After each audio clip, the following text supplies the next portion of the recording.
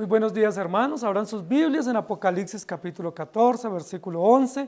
En esta mañana continuamos nuestro estudio hablando del trato de Dios para los incrédulos, basado especialmente en el mensaje de los tres ángeles. Los tres ángeles que aparecen en el capítulo 14 nos presentan la plenitud del plan de Dios concerniente a la predicación, ¿sí? Es decir, el primer ángel plantea la presentación del Evangelio eterno, ¿cierto?, que consiste en temer a Dios y darle gloria. El segundo ángel nos habla de la notificación que tienen los incrédulos con relación a la no obediencia o a la no conformación al plan del Evangelio.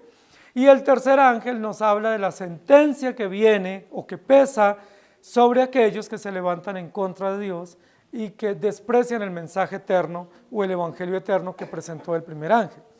Estamos diciendo que el mensaje de los tres ángeles, a nuestro entender, tiene que ver con todo el paquete, ¿cierto? Todo el plan de Dios, y no como mensajes sucesivos o sueltos o que vienen en épocas distintas, sino que estos tres mensajeros nos plantean todo el plan de la redención. Y en el mensaje del primer ángel, el segundo y el tercer ángel, si ustedes notan, la presentación que se hace de ese discurso, de ese mensaje que ellos emiten, tiene un alto contenido jurídico o judicial, es decir, nos habla de la justicia de Dios. Es importante, hermanos queridos, que nosotros notemos que el Evangelio en su gran componente, por decirlo de alguna manera, es jurídico, ¿sí?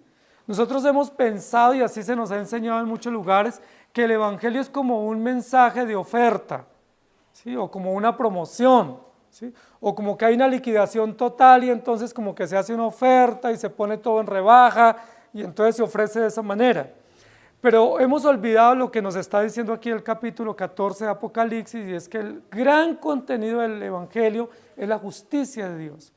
El gran contenido del Evangelio tiene que ver con la ley de Dios, con la transgresión a la ley y con las implicaciones para los que han transgredido la ley, pero también con la justicia plena de Dios que vindica su ley y que pone en alto el honor de Dios. Básicamente eso es lo que nos va a decir el mensaje del tercer ángel en cuanto a la sentencia que viene. Es decir, ese mensaje que viene desde el versículo 9 en adelante nos habla de justicia, nos habla de juicio, nos habla de condena y nos habla de consecuencias para los incrédulos. Y ya lo hemos reiterado aquí en varias oportunidades, ese mensaje es el que nosotros no quisiéramos recibir, ¿sí? Y es el mensaje en que la humanidad se resiste también a aceptar. Y es el mensaje en que la iglesia piensa que no debiera ser, porque si lo presenta de esa manera, pues la gente se asusta y no vienen. Los que quisieran venir no vienen, y los poquitos que vienen, pues piensan que no es como tan adecuado hablar de justicia, ¿sí? Que sería mejor hablar de bendiciones, de milagros, de amor, de oportunidades, de negocios, de progreso, de bienestar, y que posiblemente eso nos daría un auditorio lleno, pero que cuando comenzamos a hablar de temor, de justicia, de norma, de consecuencias, inmediatamente ya nos ponemos como en un plan un poco pesado, piensan algunos. Sin embargo, es lo que la Biblia nos va a presentar. El mensaje del tercer ángel dice que a gran voz habló este ángel y dice: si alguno adora a la bestia a su imagen y recibe la marca en su frente o en su mano, él también beberá del vino de la ira de Dios, que ha sido vaciado puro en el cáliz de su ira, y será atormentado con fuego y azufre delante de los santos ángeles y del Cordero. Nosotros dijimos que ese mensaje está siendo proclamado en un auditorio, ¿sí?, al pueblo de Dios, diciendo: si alguno de los que se dicen ser cristianos realmente no lo es y adora a la bestia, pues él sufrirá las consecuencias que tienen los impíos, o los que están afuera del patio, que no fueron medidos en los capítulos anteriores. Y él también será atormentado con fuego y azufre delante de los santos ángeles y del Cordero. Y luego el versículo 11 que nos corresponde en esta mañana dice: y el humo de su tormento sube por los siglos de los siglos, y no tienen reposo de día ni de noche los que adoran a la bestia a su imagen, ni nadie que reciba la marca de su nombre. La descripción del tormento y del juicio que van a recibir los incrédulos o los impíos en el día del Señor, es una descripción bastante clara, ¿sí? No es metafórica, no es una comparación, es una descripción clara, contundente, donde describe la ira de Dios, la justicia de Dios y las consecuencias que alcanzarán y perdurarán sobre aquellos que se rebelan contra Dios. Y la Biblia lo va a decir con mucho detalle. Lo primero que nos va a hablar aquí es, en relación con el texto anterior, es que serán atormentados. Dice, y serán atormentados. Y luego nos dice, y el humo de su tormento sube por los siglos de los siglos. Yo quiero que nosotros hablemos de algo que no quisiéramos nosotros escuchar, y tiene que ver con el reposo de Dios. La Biblia nos dice en Génesis capítulo 1 que Dios, en el mismo acto de la creación, trabajó 6 días, ¿cierto?, en la creación. Dice, y después de haber creado todas las cosas que nosotros tenemos y conocemos, dice, descansó el 7º día. ¿Recuerdan? Génesis capítulo 1. Y luego nos va a repetir en varias oportunidades, en Éxodo, en Levítico, en Deuteronomios. Dice, en 6 días hizo Dios el cielo, la tierra y todo lo que en ellos hay, y luego reposó de la obra que había hecho. Descansó, reposó. Esa palabra es muy importante en el acto de la creación, porque nos habla de que hay primero un acto de actividad diligente, creativa, donde Dios establece todo un orden, un diseño, un propósito, pero luego nos habla de un reposo y de un descanso. Es importante, ¿en qué día fue creado el hombre? En el 6º día de la creación fue creado el hombre, 6º día. Y inmediatamente después de que Dios crea al hombre, dice la Biblia, Dios reposó. ¿Y qué orden le dio al hombre? Repose. Trabaje 6 días y descanse, repose. Descanse de la actividad regular o de las actividades cotidianas o de las labores diarias de la vida natural o de la vida temporal. Repose. Y el Señor nos indica luego en Éxodo 20 que el verdadero reposo nuestro está en Jesucristo. La misma escritura nos va a decir, 6 días trabajarás y harás toda tu obra, mas el 7º día es reposo para Jehová tu Dios, no hagas en él obra alguna. ¿Qué es lo que yo quiero decir? Dios crea al hombre en el 6º día y le ordena reposar. Es decir, ¿qué es lo que hace el hombre inmediatamente después de creado? Reposar. Es decir, deleitarse en Dios, descansar en Dios y confiar en Dios, porque Dios es el creador y sustentador. El hombre fue creado para que se deleite en Dios, y por eso la primera pregunta de uno de los catecismos nuestros dice, ¿cuál es el fin principal y más noble del hombre? Y la respuesta con sustento bíblico es, ese fin es glorificar a Dios y gozarse o deleitarse o reposar, ¿sí?, en Él por siempre. Lo que la Biblia nos va a enseñar es que el reposo del hombre está únicamente en Jesucristo. Es decir, Dios creó al hombre, no para que viva feliz y coma perdices, sino que lo creó para que repose en Él, para que descanse en Él, para que se deleite en Él.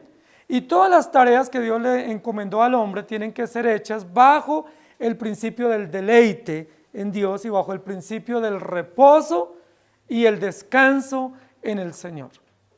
La Biblia realmente no nos está diciendo que vivamos 6 días sin Dios y luego un día nos dediquemos a vivir para Dios. No nos está diciendo que invirtamos todas nuestras fuerzas en nuestro trabajo secular y luego un día invirtamos nuestras fuerzas en el Señor. Eso no es lo que dice la Biblia. Algunos lo hemos entendido así. Algunos hemos pensado que 6 días son nuestros y un día es del Señor. Que 6 días vivimos en nuestras labores y un día adoramos a Dios, y eso es un error terrible. Lo que la Biblia nos dice es, toda la vida del creyente está en Dios, todos los días son de Dios, y todo el reposo del creyente descansa en el Señor. En los 6 días que Dios nos dio para sobrevivir con nuestros ingresos y nuestras labores de trabajo, debemos adorar a Dios también y debemos deleitarnos en Él. Pero Él destinó un día para que nos reunamos públicamente y públicamente demos testimonio de que el Señor es nuestro reposo. Él no es reposo un día, Él es reposo del creyente todos los días de la semana. Si usted piensa que reposa solo un día, pues está equivocado, y los 6 días serán frustrantes.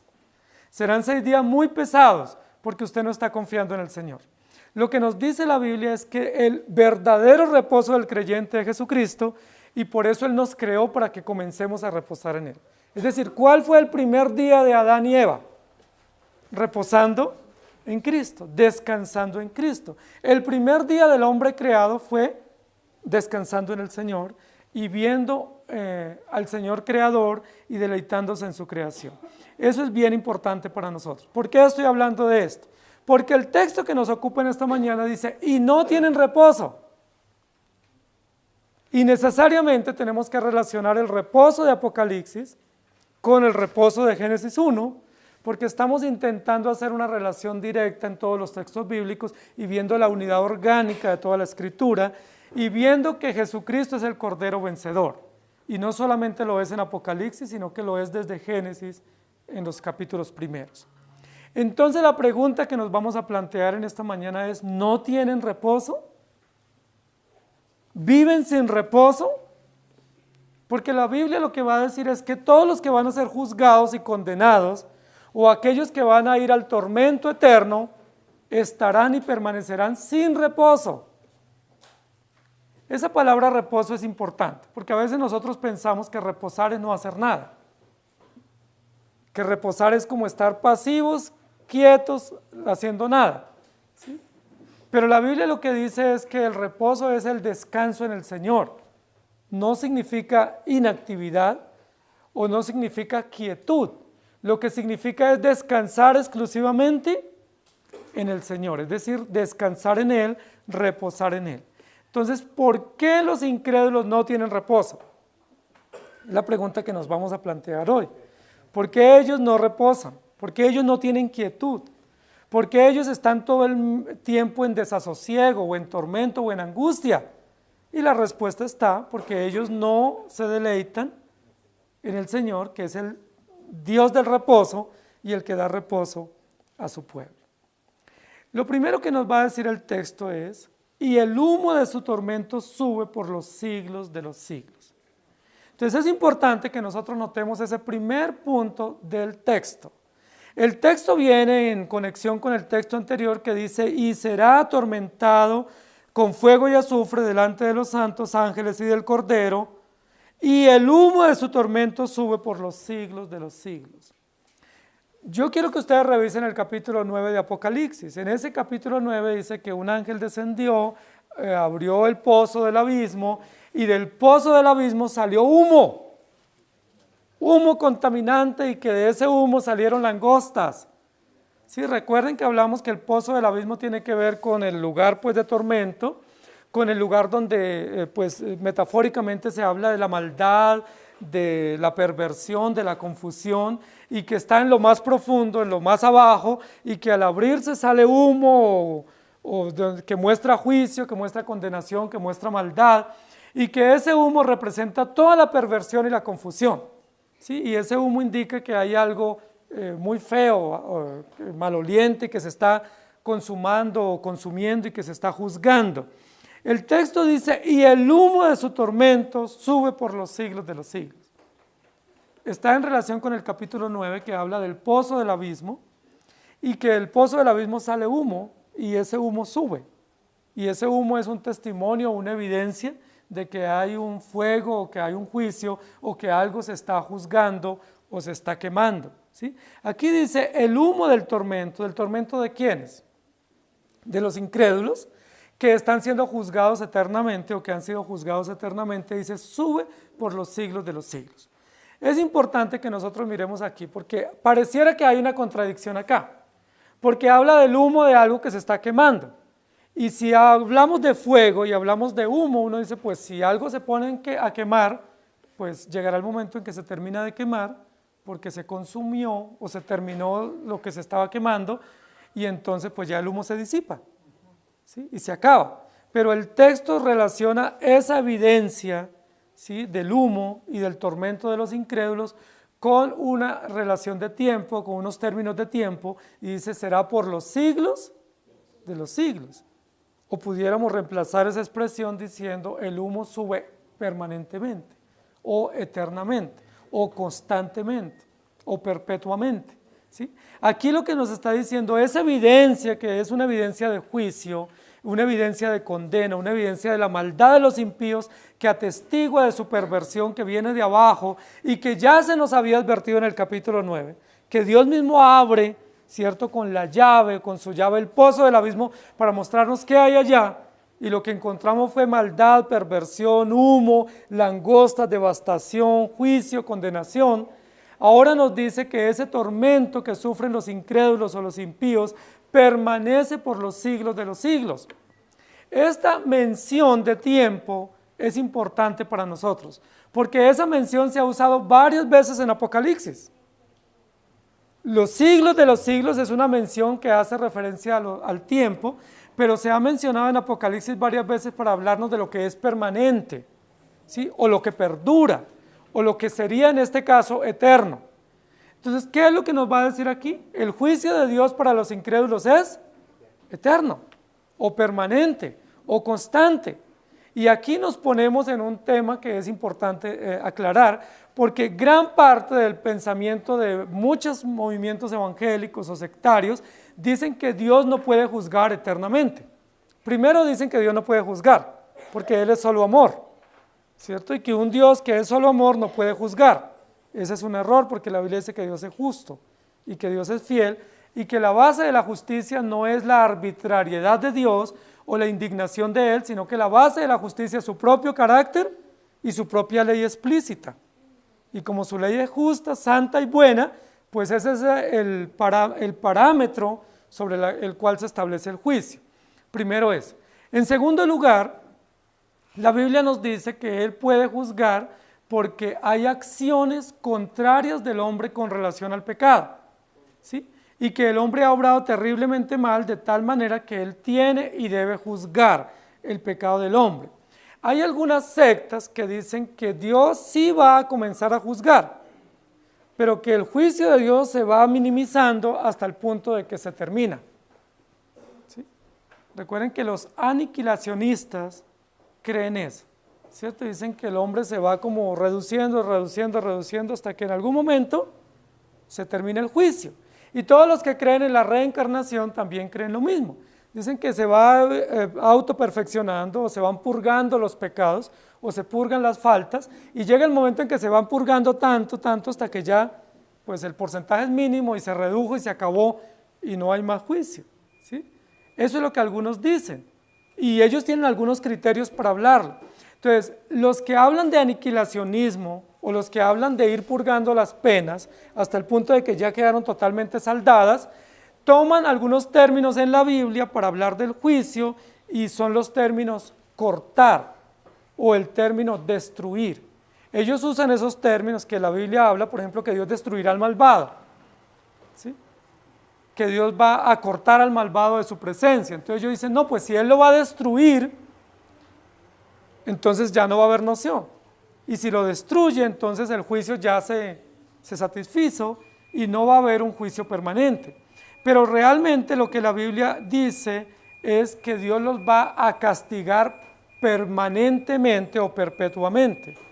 Entonces, queridos hermanos, Dios no los va a cortar en el sentido de que los termine o los disipe o los aniquile. Cuando la Biblia dice que Dios los va a cortar, lo que dice es que los corta de su presencia y los echa al lago de fuego y azufre para condenarlos o atormentarlos. Y cuando dice que los va a destruir, no dice que los va a destruir en el sentido que van a desaparecer o que dejarán de ser, sino que los va a castigar eternamente, y la destrucción que la Biblia habla es de una destrucción judicial, es decir, jurídicamente reciben una sentencia de que estarán separados permanentemente del trono de la presencia del Señor.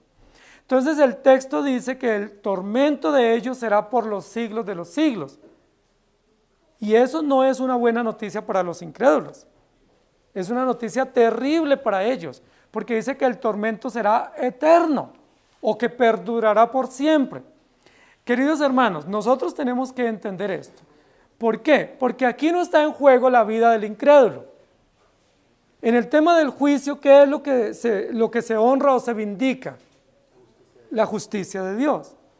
Nosotros no podemos mirar el juicio de Dios desde la perspectiva del impío o del incrédulo o del amigo o familiar nuestro. Tenemos que mirar el juicio de Dios desde la perspectiva del carácter justo, santo y perfecto de nuestro Dios. Alguien puede decir, eso no es justo. No es justo que un hombre peque aquí durante 40 años o 50 años y Dios lo condene eternamente. Para nosotros eso no es justo, porque la pena debe ser proporcional a los hechos. Y los hechos de él fueron temporales, ¿sí? Y fue restringido en sus hechos. ¿Por qué se debe juzgar eternamente? No es justo, diría alguien. Y tienen algunos argumentos humanistas y antropocéntricos para justificar estas acciones. Sin embargo, la perspectiva del juicio es el carácter de Dios. Y Dios es eterno, pleno y absoluto. Y la tabla de medida es la ley de Dios. Y la ley de Dios es eterna. La ley de Dios fue violada, fue transgredida por el hombre en su rebeldía. Y esa ley es eterna. Y como es eterna, tiene que ser juzgada y satisfecha y vindicada eternamente para que se haga justicia a la ley de Dios y al carácter de Dios. De lo contrario, no sería justo. Si nosotros miramos en la perspectiva del impío, ¿qué sería lo justo? Pues que él tenga algunas consecuencias pequeñas o medidas o dosificadas de acuerdo a lo que él hizo aquí temporalmente, de acuerdo a su tiempo de vida, por ejemplo. Eso sería justo para nosotros con relación al impío. Pero entonces se cometería una gran injusticia con relación al carácter de Dios. Porque siendo que la ley es eterna y es justa, quedaría agredida o transgredida o violentada permanentemente sin que hubiera sido satisfecha. Pero si nosotros decimos, el hombre tiene que ser juzgado eternamente, estamos viendo no la dimensión del que cometió el agravio, sino contra quién lo cometió. ¿Sí? Porque el tema aquí no es qué fue lo que él hizo, sino contra quién lo hizo. Porque por eso nosotros decimos, no, yo no soy tan malo. ¿Sí? Yo no soy un asesino en serie. ¿Sí? Yo no soy un violador en serie, entonces no soy tan malo, no merezco tanto. Porque nosotros lo medimos en proporción a lo que hicimos y no en proporción a contra quién se hizo. O no contra quién se cometió. Entonces el tema aquí no es qué hizo cada quien y qué merece cada quien, sino contra quién se rebeló. ¿Y qué dice la Biblia? ¿Contra quién nos rebelamos? Contra Dios. Y como todos, absolutamente todos, nos hemos rebelado contra Dios, ¿qué es lo que merecemos justamente? La ira de Dios. La ira de Dios. No merecemos una dosis inferior. No merecemos una categoría o un trato más acorde a lo que hicimos, sino todos ofendimos a Dios, todos merecemos la muerte. La Biblia dice, el alma que pecare, morirá. Por eso cuando nosotros miramos textos como estos que tienen que ver con la justicia de Dios, no tenemos que ponernos en los zapatos del transgresor,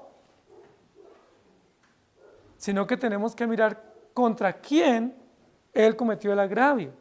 Puede que sea pequeño en nuestro juicio, pero él cometió un agravio no contra mí o contra otra persona, sino cometió un agravio contra Dios. Él transgredió la ley de Dios. ¿Qué merece? La muerte. ¿Y la muerte por cuánto tiempo? La muerte eterna, el juicio eterno.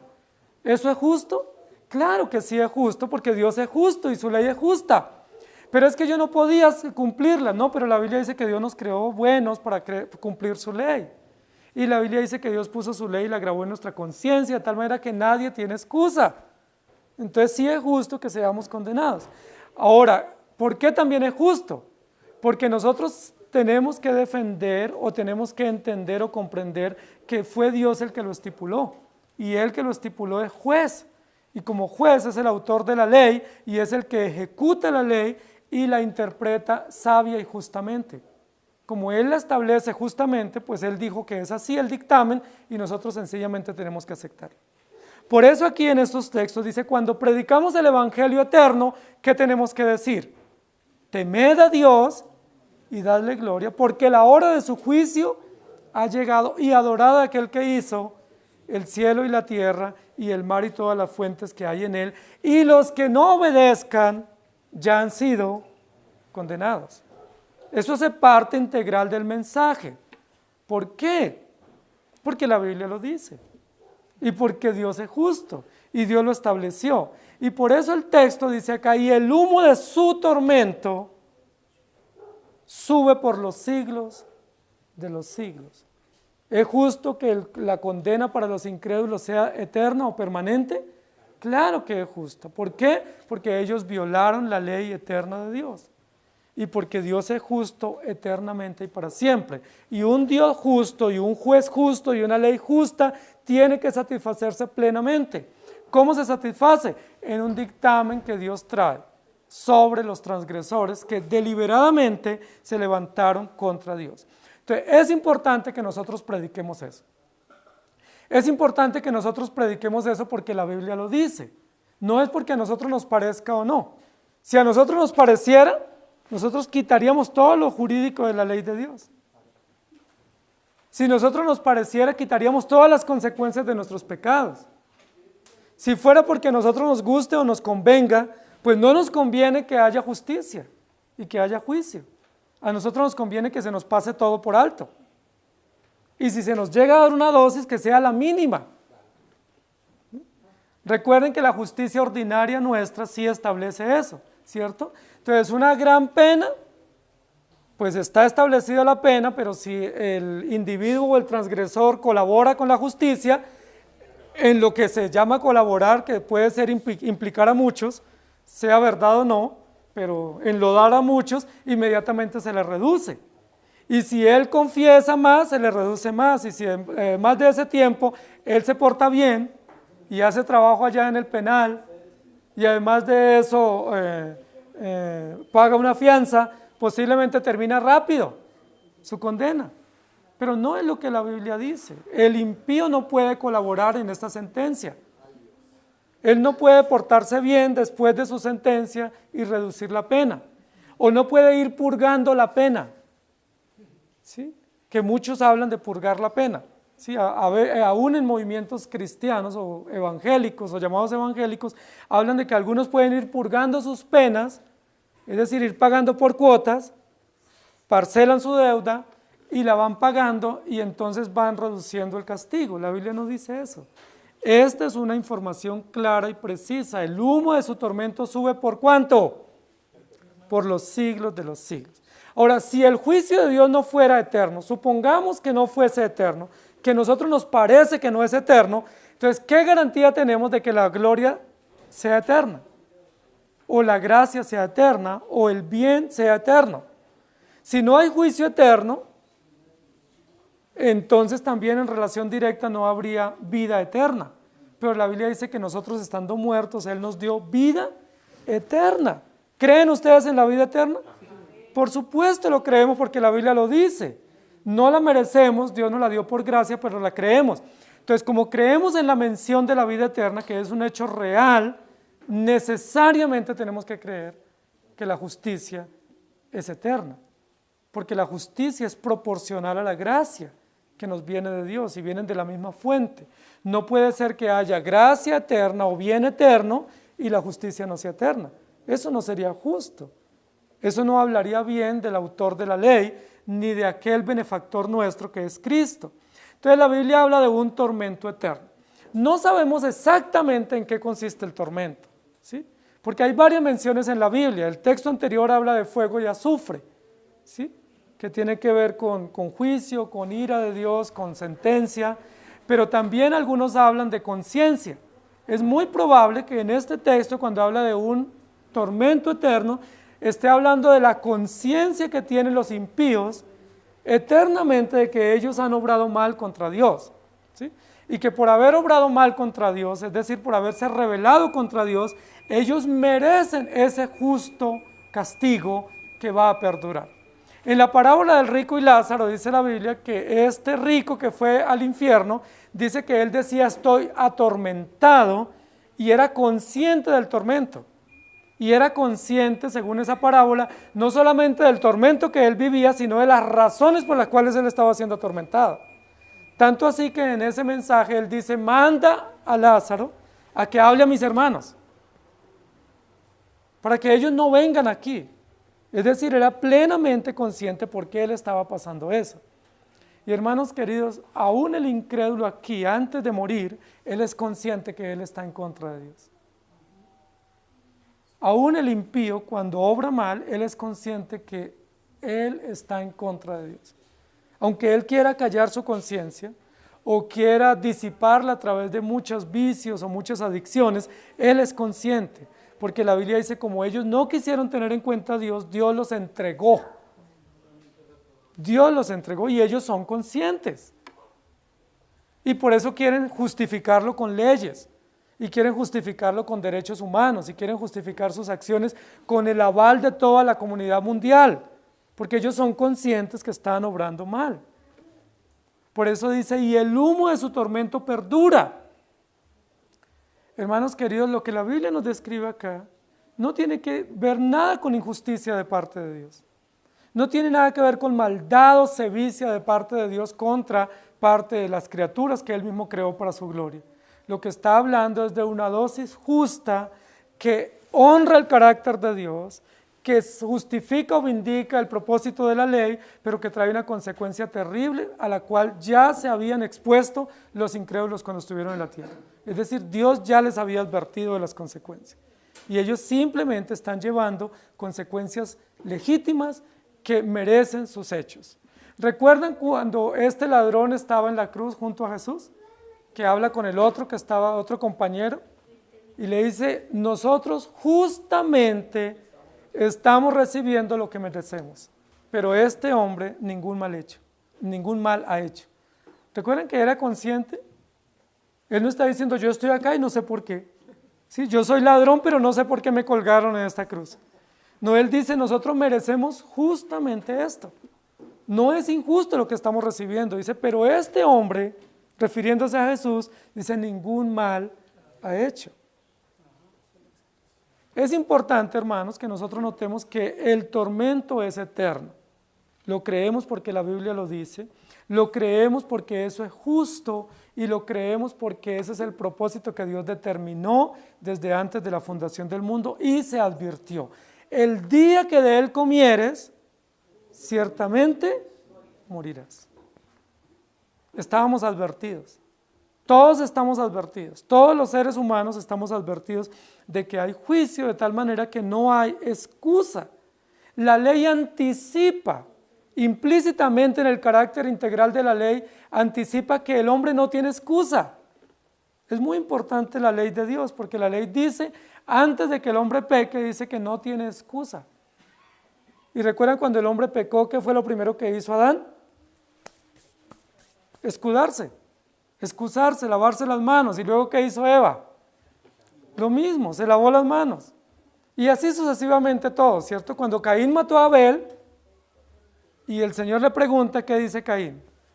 ¿Soy yo acaso guarda de mi hermano? O sea, ¿me pides cuentas a mí? Escudándose, ¿cierto? Justificaciones igual hacemos todos nosotros, todo el tiempo. Somos expertos en eso. ¿Por qué? Porque nosotros queremos evadir lo que la Biblia anticipadamente establece y es que no tenemos excusa. El texto de Mateo capítulo 13, 41 y 42 dice, enviará el Hijo del Hombre a sus ángeles y recogerán de su reino a todos los que sirven de tropiezo y a los que hacen iniquidad y los echarán en el horno de fuego, allí será el lloro y el crujir de dientes. Y luego en el mismo capítulo, versículos 49 y 50 dice, así será el fin del siglo. Saldrán los ángeles y apartarán a los malos de entre los justos y los echarán en el horno de fuego, allí será el lloro y el crujir de dientes. Y luego en Marcos 9, 47 y 48 dice, y si tu ojo te fuere ocasión de caer, sácalo, mejor te es entrar en el reino de Dios con un ojo, que teniendo dos ojos ser echado al infierno, donde el gusano de ellos no muere y el fuego nunca se apaga. ¿Habla la Biblia de juicio? ¿Habla de condenación? ¿Habla de un destino eterno para los incrédulos? Sí. Recuerden que una secta muy grande que hay en el mundo entero, que recién acaban de pasar, ellos dicen que no puede Dios mandar al infierno y condenar. Que Dios no es malo para hacer eso, que un papá tan bueno como es nuestro papá, no pudiera hacerlo. Pues nuestro papá no, pero Dios sí. Porque Dios no es papá, Dios es juez, es creador y sustentador. Él es el juez y el Dios de toda la tierra y el universo. Él no funge como papá nuestro. Él interviene en la historia como el Dios creador y como el juez. Y Él como juez, autor de la ley, Él dictaminó y determinó que va a condenar a los incrédulos. No porque nos guste o nos parezca, es porque ese es su propósito y eso le honra a Él, eso le satisface. Y todo lo que le satisfaga a Él es bueno, agradable y perfecto. A nosotros no nos gusta. A nosotros no nos parece que los incrédulos vayan al infierno eternamente. A nosotros nos pareciera que ellos debieran tener un mecanismo para salvarse o que pudieran tener un medio para reaccionar ante esa determinación, un recurso, pero la Biblia no dice que haya un recurso, que haya una apelación. Ese es el dictamen anticipado. El que no crea, muere, el que muere está condenado. El texto continúa diciendo, y no tienen reposo de día ni de noche los que adoran a la bestia y a su imagen. El texto salta de hablarnos de la condición eterna de los que ya han sido sentenciados, de que serán atormentados en un lago de fuego y azufre por los siglos de los siglos, a decirnos ahora de cómo viven los impíos hoy, antes de morir. ¿Cómo viven? Viven sin reposo. En el juicio eterno, después del juicio, atormentados. ¿Y cómo viven aquí? ¿Cómo es el ya, el ahora, el hoy de ellos? Sin reposo. Y eso es importante, porque en el Salmo 73, recuerden que Asaf, que lo estaba carcomiendo la amargura y la frustración y la envidia por ver cómo progresaban los incrédulos, él comienza a hacerle un reclamo a Dios muy serio, porque tenía una envidia que lo carcomía. Y dice la Biblia que él le reclama a Dios y le dice, pero es que yo los veo tranquilos. ¿Sí? Y ellos se embriagan en placeres y viven reposados en su maldad. ¿Cuán equivocado estaba Asaf? Y Asaf hacía parte de la alabanza de la iglesia, del templo. Asaf era uno de los líderes, de los músicos del templo.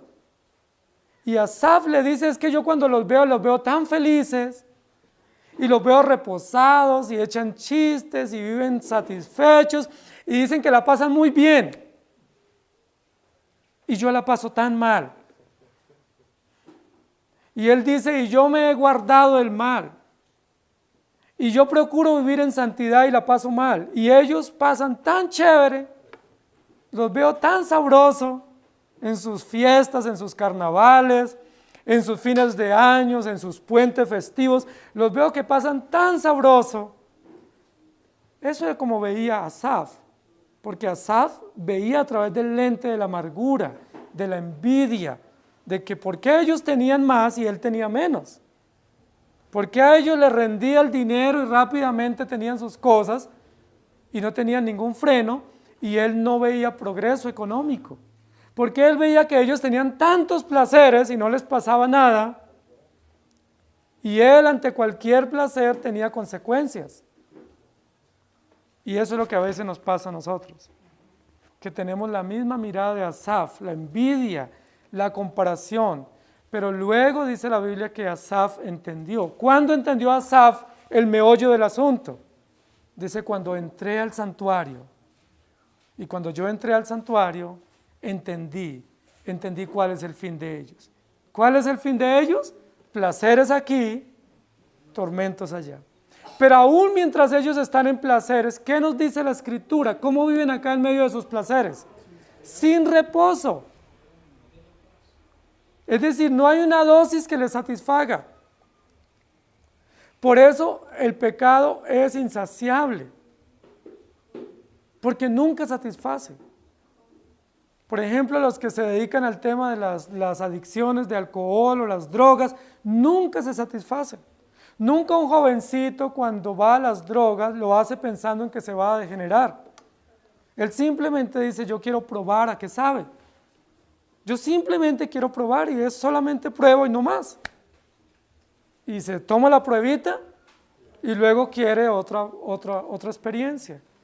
Y de ahí quiere más y quiere más y quiere más, y cuando él se da cuenta está totalmente llevado, consumido en esa realidad de dolor y de maldad y de sufrimiento. Pero ni él, ni los que le vendían, ni los que la familia, ni los amigos le dijeron degenérese y vuélvase una nada con este vicio. Él lo hizo como una pequeña experiencia. Y igual todos los que se pervierten moral y sexualmente, nunca piensan pervertirse o prostituirse, simplemente quieren tener una experiencia. Y piensan que esa experiencia va a ser una experiencia, se cierra el capítulo y no hay consecuencias. Pero después de esa experiencia, ¿qué viene? Otra y otra más, y una con otros componentes, con otros aditivos. ¿Por qué? Porque no me satisfago. No me satisfago, nada me satisface. El incrédulo, dice la Biblia, lo dice aquí en este texto, no tiene reposo. Es decir, él nunca puede estar tranquilo, nunca se siente satisfecho, nunca tiene estabilidad espiritual, emocional, él nunca está conforme con lo que tiene, él está todo el tiempo turbulento. Y la Biblia compara la falta de reposo del impío como el mar agitado. Los que recuerden un poco cuando van al mar, especialmente cuando uno va al Atlántico y donde hay oleaje, ¿cómo es ese mar? ¿Cierto? Todo el tiempo, y uno se queda puede horas y horas, y aún en la noche no ve uno, pero está escuchando todo el oleaje, ¿cierto? El mar agitado todo el tiempo. No tiene quietud, dice la Biblia, así es el impío. Así es el malo, así es el que no tiene al Señor, nunca tiene reposo. Dice la Biblia que ni siquiera para comer tiene reposo, que ni siquiera puede ir a la cama y duerme tranquilo. Dice que se le va el sueño. ¿Y en qué se le va el sueño? No se le va el sueño diciendo yo quiero ser una persona mejor. Él no se le va el sueño diciendo yo mañana que me levante voy a buscar ayuda para mi hogar o para mi condición. Dice la Biblia, él se le va el sueño maquinando cómo hacerle daño a otro. Se le va el sueño maquinando cómo destruir a otro, cómo quitar evidencias de su pecado, cómo cortar de su paso a alguien que se le está estorbando. La vida del impío es terrible. Cuando ellos dicen, es que yo pasé un fin de semana inolvidable, hice esto y aquello y fue fabuloso lo que hice, nótese eso como un engaño de su propio corazón. Porque la Biblia dice que ellos no tienen reposo. ¿A quién le creemos? ¿A ellos cuando nos cuentan el lunes en la oficina o en el trabajo cómo la pasaron de sabroso? ¿Le creemos a ellos o le creemos a la Biblia? Ellos el lunes se llenan la boca diciendo mire que yo hice y deshice y si le contara y la pasé y ya tengo plan para el otro fin de semana porque me faltó. Pero la Biblia dice ellos no tienen reposo. Es decir, ¿por qué hicieron eso el fin de semana?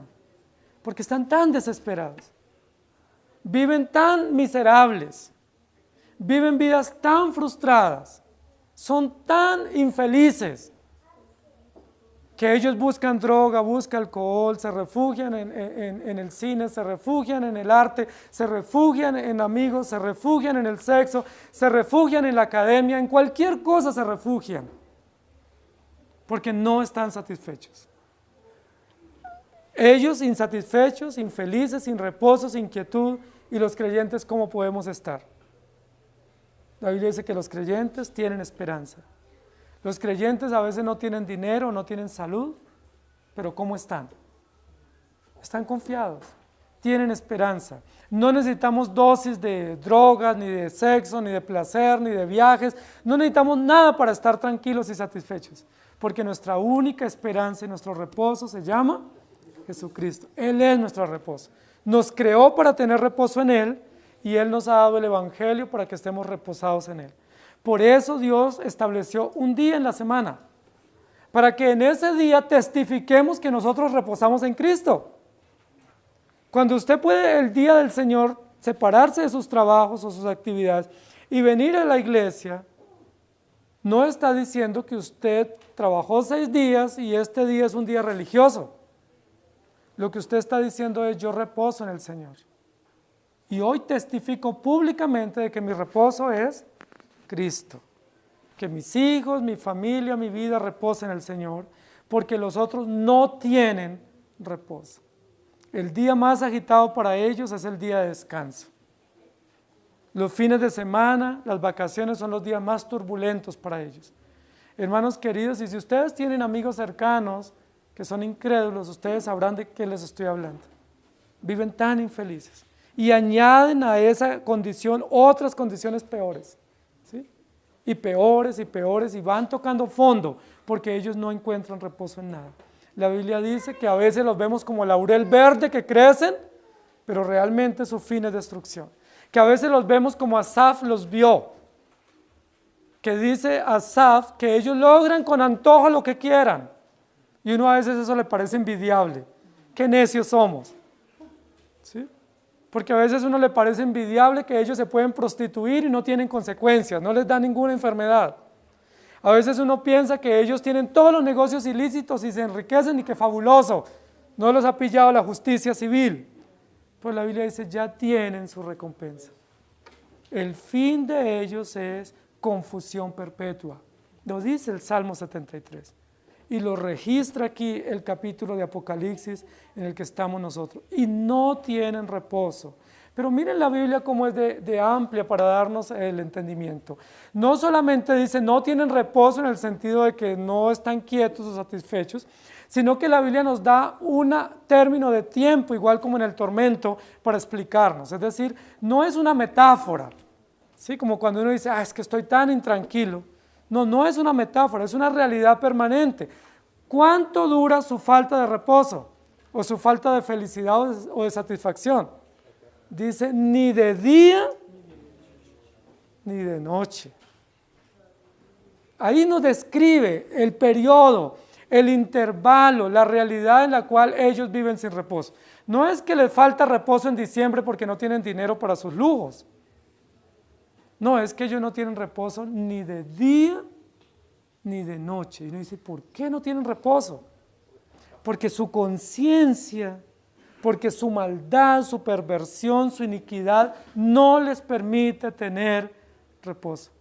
El Salmo número 1 dice, bienaventurado el que no estuvo en camino de pecadores, ni se sienta en silla de escarnecedores. Bienaventurado aquel que no va detrás del impío, porque el impío no tiene reposo. Y dice, es como tamo que arrebata el viento, va de un lado para otro, no tiene quietud, no sabe qué hace, no sabe qué quiere, nada le satisface. Y uno dice, qué vida tan miserable la de ellos. Y muchos de ellos, como los niños hoy lo dijeron, tienen mucho dinero. Y muchos de ellos son muy inteligentes. Y muchos de ellos tienen muchas oportunidades de surgir en la vida. Y muchos de ellos no adolecen de personas que los amen y los cuiden y los respalden. Pero aunque tengan todo eso, no tienen paz en su corazón. No tienen reposo. ¿Por qué la Biblia nos registra eso? Por varias razones. Una, para que nosotros no tengamos envidia del impío. Porque la Biblia dice que no tengamos envidia del que no tiene al Señor. No hay nada que envidiarle a Él. No hay nada que añorar de ellos. Porque todo lo que ellos tienen es efímero. Y todo lo que aparentan tendrá consecuencias. Y ese es un mensaje especial para los jóvenes, los jovencitos, para los niños que a veces piensan que todo lo que la iglesia enseña y lo que la Biblia enseña y lo que los padres enseñamos, como que yo prefiero experimentar a ver si eso es verdad. Que todo lo que me dicen que no haga, yo quiero como darme la oportunidad de ir al patio y probar. ¿Sí? Porque yo creo que papá y mamá están equivocados y yo creo que ese pastor como ya viene de la época pasada de antes del CD, entonces él ya no le gusta eso que a nosotros hoy nos gusta. No, hermano, la Biblia lo dice y lo dice para todas las épocas y circunstancias. Y aunque papá y mamá estén equivocados, Dios no está equivocado. Y la Biblia dice que los incrédulos no tienen reposo, así que no vayan al patio a probar, no sea que se queden allá en el patio y no vuelvan. ¿Sí? Y si prueban, habrá consecuencias. Si tuviesen la oportunidad de volver, habrá serias consecuencias en la salud, en la economía, en las emociones, pero la consecuencia más grave es una relación rota con Dios. Esa es la consecuencia grave. Y si Dios no tiene esperanza, pues por supuesto una consecuencia eterna de castigo y tormento. No hay nada que envidiar al incrédulo. No envidien que ellos están mejor hoy que nosotros acá reunidos.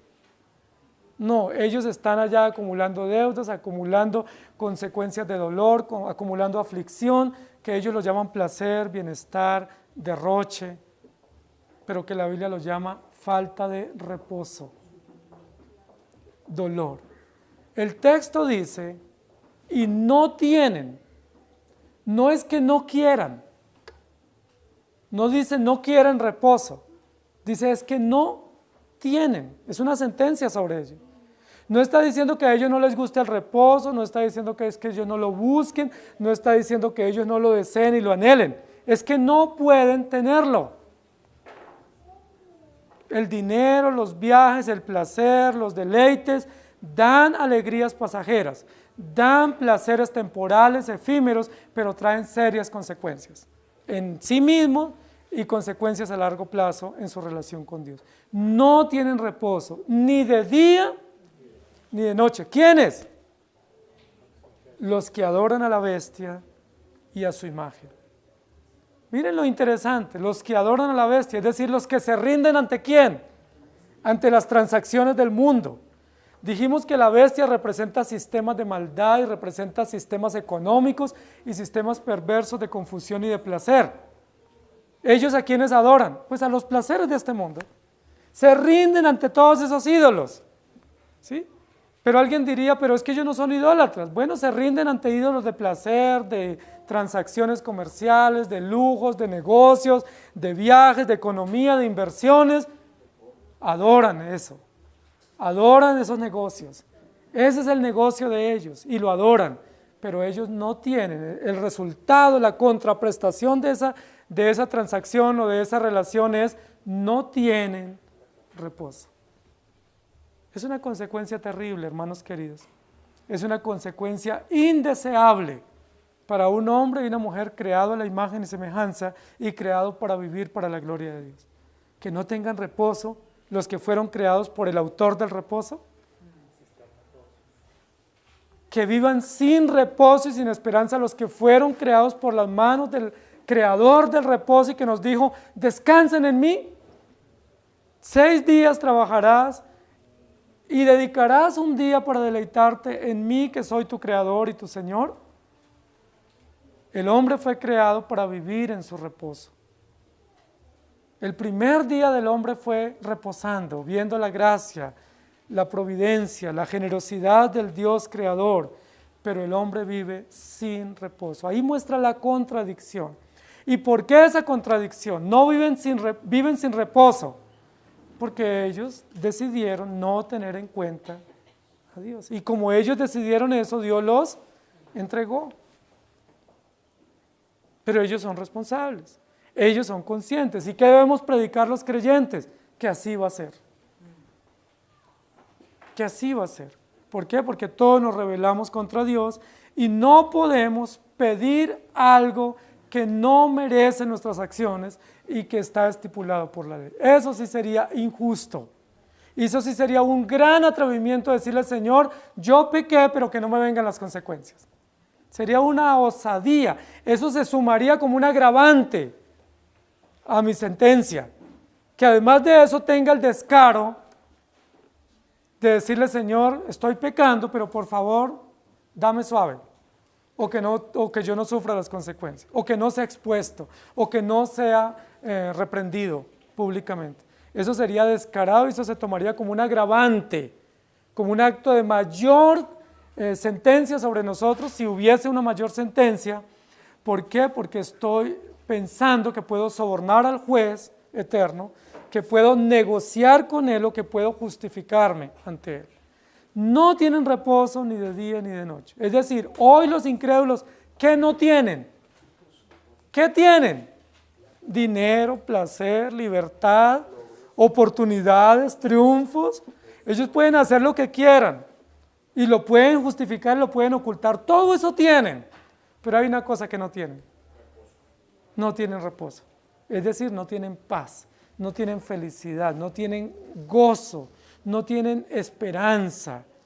Por eso dice la Biblia, nosotros no somos como los que no tienen esperanza.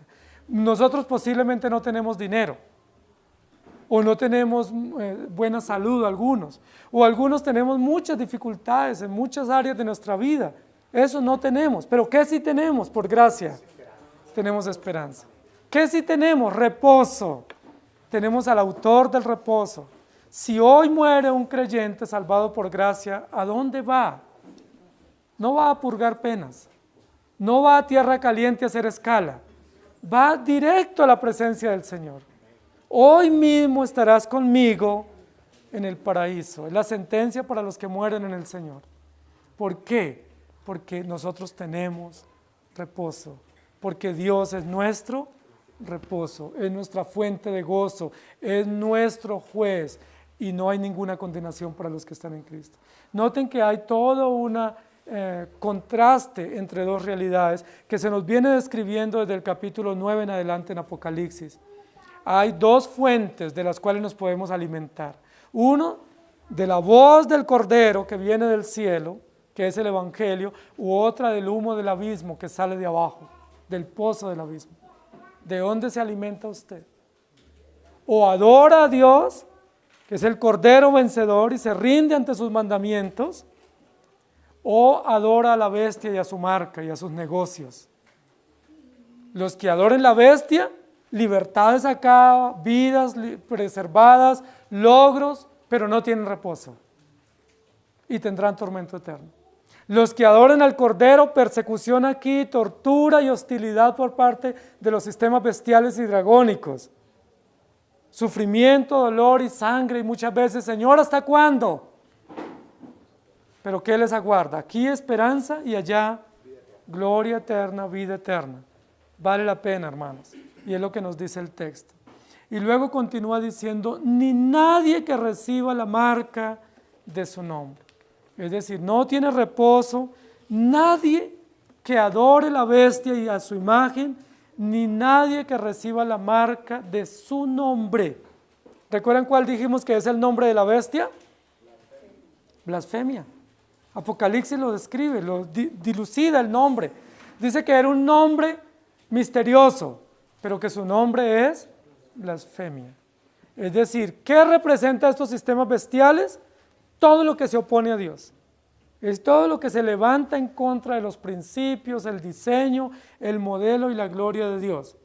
Y aquí dice que nadie que reciba la marca de su nombre, es decir, nadie que viva blasfemando contra Dios, tendrá reposo. Eso es importante. Nosotros hoy en día, a través de muchos sistemas artificiales, como sistemas pedagógicos o sistemas humanistas, se busca acallar la conciencia del hombre. Es uno de los grandes propósitos del humanismo, especialmente a través de las terapias. Ustedes saben que hoy en día hay un auge de terapias, ¿cierto? De muchas terapias, ¿sí? Hay de todo, eso hay hasta cafezoterapia y chocoloterapia y musicaterapia, piedraterapia, cabroterapia, eso hay de todo lo que usted se pueda imaginar como terapia, ¿sí? Pero todas esas terapias, ¿qué buscan? Acallar la conciencia, minimizar la culpa, ¿sí? Sustraer la culpa de mi ser para que yo esté tranquilo y viva feliz, y no lo logran. Esas terapias acallan la conciencia, disipan un poco temporalmente la culpa, pero nos hacen mayores responsables ante Dios porque estamos buscando medios distintos al Evangelio para reposar. Yo no voy a decir que el Evangelio es una terapia porque no lo es. El Evangelio es poder de Dios para salvación. Pero aquellos que se refugian en Cristo tienen esperanza segura. Los que se refugian en terapias y mecanismos de consejería, de autoayuda, de relajación, de meditación, pues están blasfemando contra Dios. Porque aunque tengan un efecto temporal en su conciencia o en sus emociones, o les tranquilice un poco, ¿se acuerdan que Saúl tenía arpoterapia? Y le disipaba un poco y le relajaba mientras tenía la sesión. Y luego otra vez se le disparaba la ansiedad y la frustración. Hermanos, así pasa con aquellos que se vuelven adictos de terapias, adictos de ayuda, adictos de mecanismos humanos, porque el único reposo para nosotros se llama Jesucristo a través del Evangelio. No tienen reposo los que adoren la bestia, ni los que reciben la marca de su nombre. Alguien pudiera decir, es que yo no adoro la bestia, yo no me rindo ante los sistemas blasfemos, pero dice la Biblia, aunque no la adoren, ya recibieron la marca, y esa marca es blasfemia. Aunque tengan apariencia de piedad, de moralidad, aunque tengan apariencia de justicia, ellos ya tienen la marca de la bestia, y esa marca es blasfemia. O adoras a Dios, o blasfemas contra Él. No hay otra opción. No hay un abanico, no hay una gama de posibilidades, no hay 7 colores, no es multicolor. Sí, solo hay 2 posibilidades. O adoras a Dios o adoras a la bestia. O te rindes al Señor y crees en Él, o eres un blasfemo que estás en contra de Él. Si te rindes a Él es porque la gracia del Evangelio te ha alumbrado y tienes como resultado por gracia la vida eterna. Y si estás en contra de Él porque has decidido vivir tu propia vida, eres un blasfemo. Y por ser blasfemo, como consecuencia, como sentencia justa, legal, pura y perfecta, tienes la condenación eterna. ¿De qué lado estás? O estás dentro del santuario y eres medido por la regla de medida que es el Evangelio, o estás fuera del santuario en el patio, donde están los que pisotean la verdad, los que hostilizan a los que siguen a Cristo y los que desprecian todo lo que tiene principio de justicia y de moralidad. Hermanos, nosotros vivimos en un mundo tan injusto y nosotros pensamos que muchas de las cortes hoy en día y de la justicia nueva que tenemos, los sistemas acusatorios contemporáneos, que como que ayudan a aportar a la justicia, pero realmente no lo es, porque la justicia no se establece con decretos, la justicia la obra Dios en el corazón.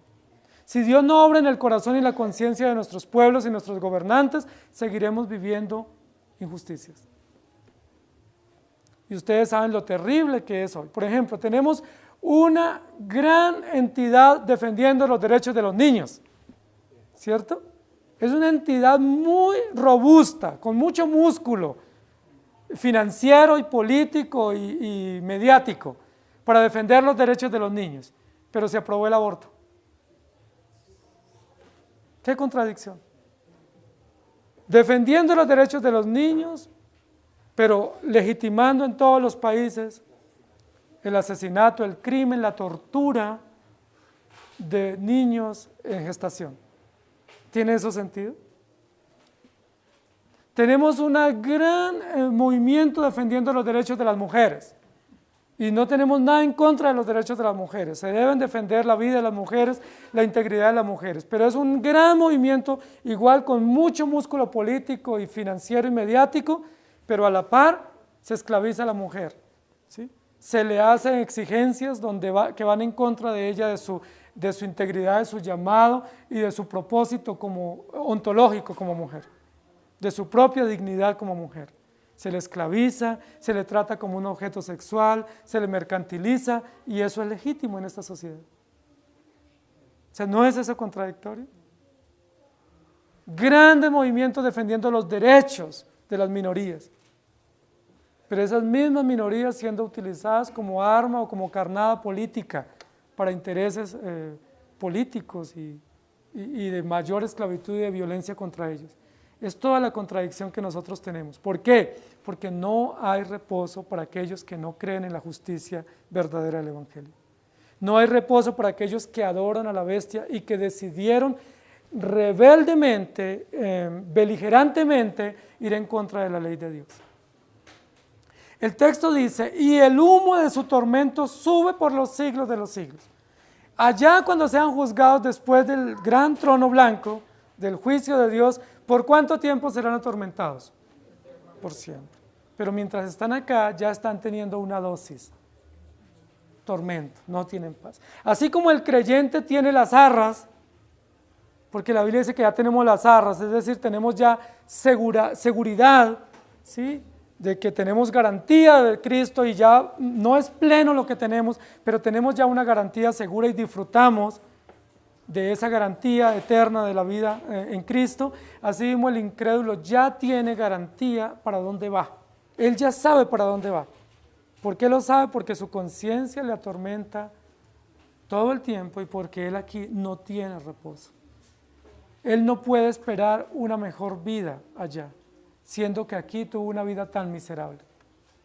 Por eso el incrédulo no descansa en la paz del Señor. ¿Por qué? Porque él nunca vivió en su paz. Como él no vivió en la paz del Señor, no puede disfrutar en la paz de alguien en la cual no vivió. El creyente, como vivió en la paz del Señor, cuando muere, continúa, disfruta y se hace plena la paz del Señor. Dice, y no tienen reposo de día ni de noche los que adoran a la bestia y a su imagen, ni nadie que reciba la marca de su nombre. Recuerden que en el texto anterior hablaba de un caso como hipotético, si alguno, y aquí habla ya en plural. Aquí dice que son muchos los que adoran a la bestia, y todos ellos, toda esa multitud, ese conglomerado, no tienen paz ni tranquilidad. Hermanos queridos, ¿hay algo que envidiarle al incrédulo? Ustedes ya están en Cristo, gracias al Señor. Ya Dios alumbró sus entendimientos. La pregunta es, ¿vale la pena mirar atrás?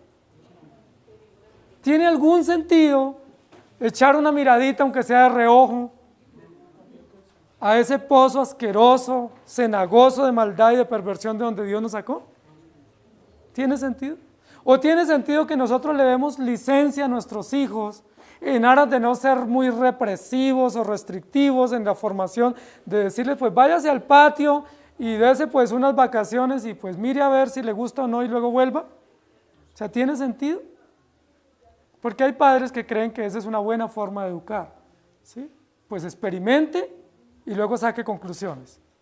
La Biblia dice no hay nada que experimentar, ya Dios nos dio normas y nos advierte las consecuencias y nuestros hijos deben ser notificados. Si ellos quieren vivir esa vida, listo, está bien, lo pueden hacer, pero ellos deben ser advertidos de las consecuencias que vienen sobre ellos, que no las decidimos nosotros, Dios las determinó para ellos.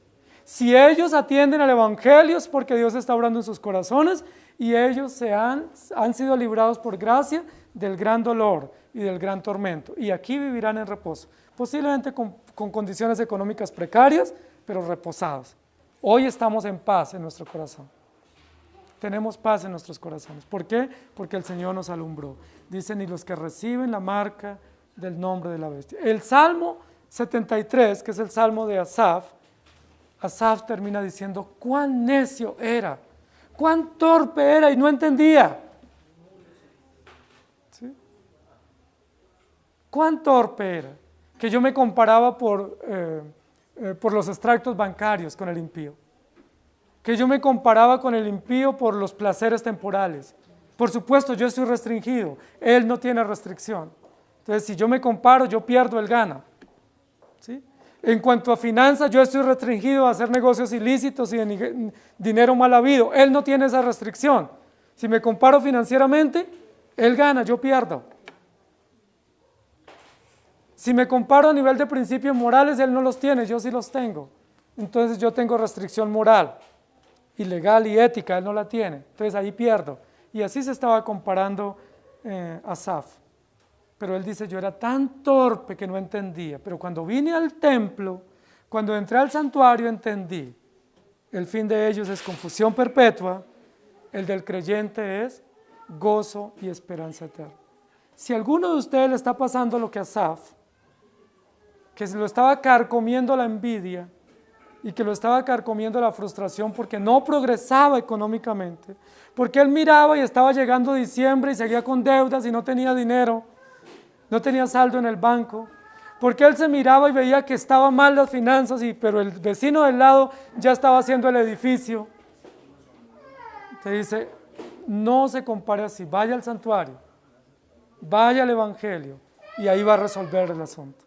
Venga al santuario y ahí resuelve el asunto. El fin de ellos es sin reposo, con tormento, y el fin del creyente es vida eterna. Por gracia, no por mérito. no porque nos hayamos ganado nada o merezcamos, sino porque al Señor le plació así y Él justamente ha otorgado a sus hijos lo que a Él le ha placido y lo que Él determinó en su ley. ¿Tienen ustedes reposo hoy? ¿Están contentos con lo que Dios les ha dado? ¿O están mirando la camioneta del vecino? ¿O están mirando el edificio del vecino? ¿O están añorando que el vecino se da cada fin de semana unos buenos viajes? Bueno, algunos se los dan por allá. No añoremos nada, hermano, no hay nada que añorar. Y si ustedes ya vivieron en ese mundo, pues ya saben de qué estamos hablando. Y si no lo vivieron, pues no hay nada que añorar. Lo único que debemos añorar es estar en la casa del Señor. El Salmo 27 dice, una cosa he pedido a Jehová, esa buscaré. Eso es lo único que debemos pedir, que esté yo en la casa del Señor todos los días de su vida para adorarle, para inquirir en su templo, porque Él me esconderá en su tabernáculo, en lo reservado de su morada me guardará o me tendrá o me mantendrá en oculto. ¿Eso es lo único que ustedes le piden al Señor? ¿O también le están pidiendo casa, carro y beca? No debiéramos pedir eso, porque no sabemos pedir. Dice la Biblia, pedís, pero pedís mal para gastar en vuestros deleites. Solo pidámosle una cosa, que podamos serle fieles, que podamos amarle y servirle, y lo demás viene por añadidura. Amado Señor, estamos tan cómodos aquí, estemos tan agradecidos contigo, tenemos tanta paz y sosiego y tranquilidad en nuestro corazón, no por ninguna terapia barata, ni porque tengamos saldo en la cuenta, ni porque tengamos una economía resuelta. Tenemos reposo porque tú eres nuestro Señor, porque tú nos has dado paz, una paz que sobrepasa todo entendimiento. Tenemos reposo porque nos has dado el Evangelio, porque nos has mirado con ojos de misericordia, porque estando nosotros en la misma desazón y en el mismo patio, hollando tu verdad y despreciando el Evangelio, nos rescataste por gracia, nos atrajiste con lazos de amor y nos has dado la verdad. Y esa verdad es que tú eres justo, que nosotros somos pecadores, que estamos condenados a muerte, pero que tú pagaste por tus hijos y justamente nos has librado de la ira condenatoria. Y nos has hecho hijos, nos has adoptado, no andamos como mendigos o como en la calle abandonados. Tenemos un hogar ahora, tenemos un padre, tenemos una casa. Tenemos principios, tenemos hermanos, tenemos leyes, estamos limpios, nos has vestido con justicia, nos has puesto un manto de gozo, nos has lavado, nos has puesto sandalias, nos has dado anillo, nos has dado alimento y una mesa suculenta llena de manjares has puesto ante nosotros. Nos alimentas con tu palabra, nos sostienes con tu espíritu. ¡Qué hermoso eres! No tenemos nada que desear en el mundo, no tenemos por qué mirar atrás. No tenemos por qué envidiar al incrédulo que no tiene paz en su corazón, ni nunca la tendrá, que no tiene gozo y gratitud, que anda perseguido, que anda con delirio de persecución todo el tiempo, porque él no tiene el gozo que tenemos nosotros. Nosotros tenemos gozo. Dice la Biblia que nos acostamos y dormimos tranquilos, que aún lo que comemos se nos convierte en un alimento nutritivo y no en un pan de dolores. Que aún lo que tú nos das como ingreso, tú lo multiplicas para que nos alcance y que tenemos gratitud y contentamiento de lo que nos has dado. Aún en medio de las injusticias del mundo tenemos gozo y gratitud, vestidos blancos, y nos podemos reunir para adorarte. Yo estoy seguro que cada uno de mis hermanos hoy aquí no tiene su vida económica ni su salud resuelta, pero todos tienen el Evangelio. Y al tener el Evangelio tenemos esperanza. Estamos tan gozosos, tenemos tanta gratitud por lo mucho que nos has dado y lo que nos sigues dando. Tenemos tanta gratitud por lo que tú nos permites, aún por las correcciones, las disciplinas, las consecuencias de nuestro pecado, porque son justas, son necesarias. Y te damos gracias por darnos una iglesia donde se nos predica, donde podemos vivir el Evangelio, por darnos un trabajo, por darnos un hogar aquí en la iglesia, por darnos una familia. Porque somos piedras vivas en tu pueblo, puestas en el edificio para cumplir funciones y para vivir para ti. Ayúdanos a salir de aquí para seguir viviendo en el reposo que nos da tu palabra, en el gozo y la quietud y la esperanza que nos da para no estar ansiosos, para no estar frustrados y para no estar estresados, como decimos hoy, sino tranquilos y gozosos, sabiendo que tú tienes cuidado de cada uno de nosotros.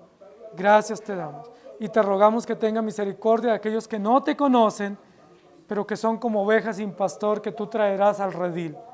Ayúdanos a orar por ellos y a predicarles el Evangelio, porque sin duda aquellos que son ovejas extraviadas serán traídas por ti a través de los medios que tú has dispuesto. Uno de ellos, la predicación de nosotros los creyentes. Por favor, úsanos como instrumentos en tus manos. En el nombre del Señor Jesús. Amén. Que el Señor les bendiga, hermanos.